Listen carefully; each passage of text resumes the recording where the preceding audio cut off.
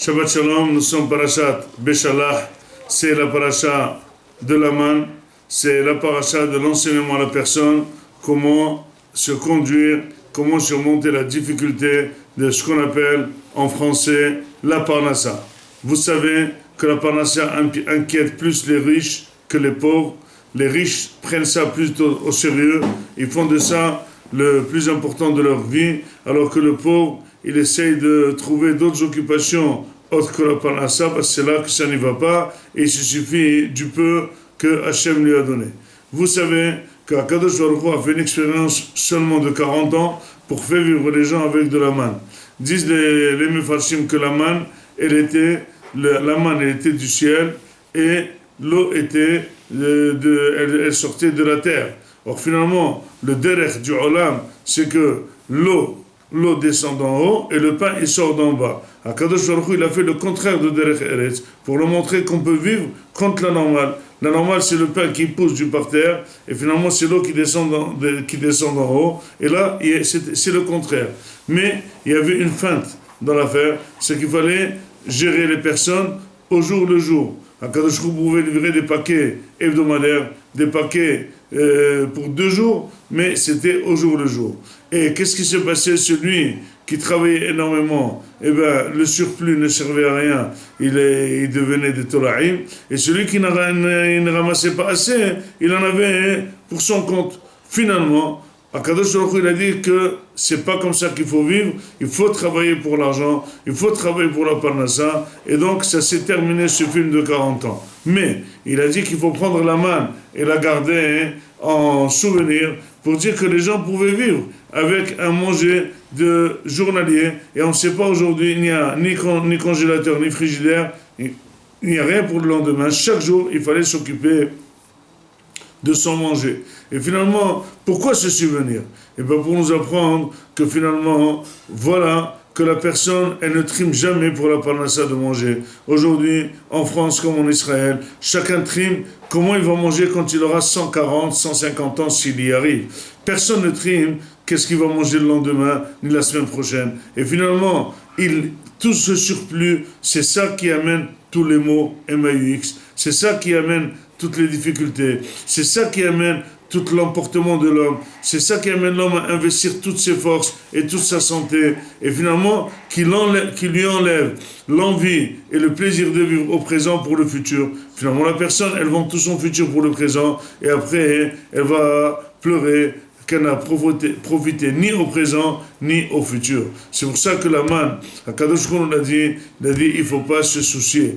Il faut travailler, il faut faire de son mieux pour arriver à avoir une bonne parnassa. Mais si la personne se soucie, ça montre que finalement elle compte sur son effort personnel. Or, on a très bien vu, il y a des gens, Baruch Hashem, qui sont très riches sans rien faire, et des gens qui sont très pauvres en travaillant énormément. Et tout ça pour montrer que la richesse ne dépend pas du travail. Quand est-ce que la personne travaille, et finalement elle y croit que c'est son travail, ne lui amène pas le fruit, c'est Akadosh Baruch Hu qui donne le fruit, si jamais elle ne se soucie pas. Le non-souci montre qu'on est salarié chez Akadosh Baruch Hu, on n'est pas propriétaire. Or, regardez très bien que chaque personne dit à Boré Olam, toi donne-moi la santé parce que j'y peux pas sans la santé. Toi donne-moi la vie, mais la parnassa je m'en occupe. Si jamais pour faire mon parnassa, je devrais faire la moitié de shahrit, et minha c'est difficile et arvid, il faut que tu comprennes, chacun son domaine. Moi j'ai pris le domaine de la parnassa, toi tu as pris le domaine de la santé et de la vie, mais finalement moi je m'occupe du domaine de la parnassa. Si c'est sur le compte de la Torah, sur le compte de Tfilot, sur le compte de Brachot,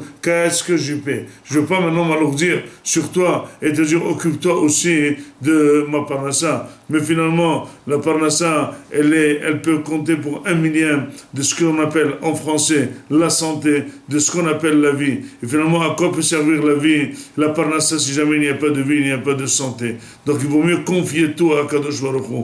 Comment on peut témoigner qu'on confie tout à Akadosh Baruch Hu, qu'au moins nos obligations religieuses, notre filote, notre étude, elle n'est jamais ébranlée, elle ne bouge jamais. C'est pas la parnassa qui va nous faire bouger, c'est pas le patron qui va nous faire bouger, c'est pas notre magasin qui va nous faire bouger, parce que de toutes les façons, Akadosh Baruch Hu, il donne de manger même à ceux qui travaillent, même à ceux qui ne travaillent pas. Il donne à personne vers Il donne le manger aux bêtes, il donne le manger aux animaux, il donne le manger aux personnes, il donne le manger à tout le monde. Akadosh Baruch Hu, il donne la parnassa à tous. Et finalement, cette avtaha que Kadosh Baruch Hu nous demande à nous, c'est ça la vraie bracha. C'est pour ça que justement, Shabbat, parce qu'on ne travaille pas, et on ne ramasse même pas, même l'effort de ramasser la manne, il n'y avait pas, on recevait le double.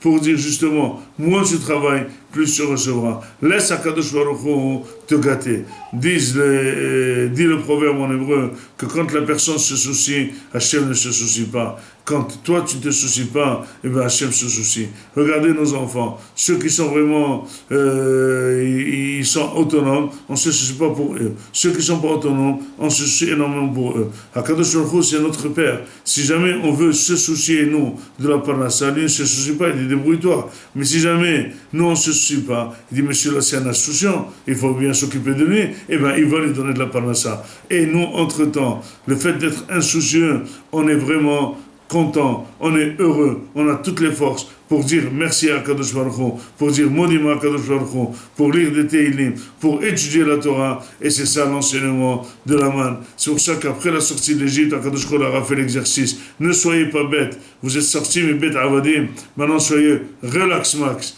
relaxez-vous, mettez-vous à étudiez la Torah, mettez-vous à servir à Kadosh Baruch Hu. Moi, je m'occupe de la parnassa de Variom, Beyomo, Shabbat Shalom.